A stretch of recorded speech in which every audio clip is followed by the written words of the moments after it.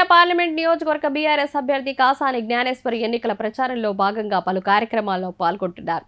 అంతేకాకుండా పలువురు బీఆర్ఎస్ ఎమ్మెల్యేలు మరియు ఎమ్మెల్సీలు కాసాని గెలుపు కోసం విస్తృతంగా ప్రచారం చేస్తున్నారు. వరుసగా 2 సార్లు చేవెళ్ల నియోజకవర్గంలో బీఆర్ఎస్ గెలిచి సత్తా చాటింది. అందుకే మూడోసారి కూడా బీఆర్ఎస్ పార్టీ చేవెళ్ల పార్లమెంటు సీటును దక్కించుకోవడం ద్వారా హ్యాట్రిక్ కొట్టడం ఖాయమంటూ ఆ పార్టీ నాయకులు మరియు కార్యకర్తలు ధీమా వ్యక్తం చేస్తున్నారు. రాష్ట్రంలో ఉన్న పరిస్థితుల నేపథ్యంలో కారు గుర్తుకు తప్ప మరే గుర్తుకు ఓటు వేసే పరిస్థితి లేదు.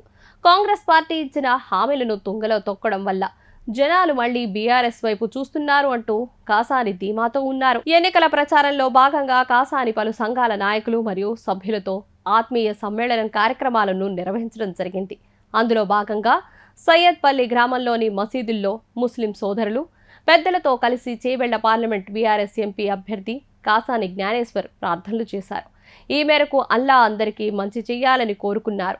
అనంతరం మసీదు పెద్దలు ఆయన్ను ఘనంగా సన్మానించి ఆశీర్వదించారు. తర్వాత ముస్లిం సోదరులను పరిచయం చేసుకున్నారు. వారికి అవసరమైన సదుపాయాలను ఏర్పాటు చేస్తానని హామీ ఇచ్చారు. దోమ మండల కేంద్రంలో మంగళవారం బీఆర్ఎస్ నాయకుల సమావేశం ఏర్పాటు చేశారు. ఈ కార్యక్రమంలో కాసాని జ్ఞానేశ్వర్ మరియు సబితా ఇంద్రారెడ్డి పాల్గొన్నారు.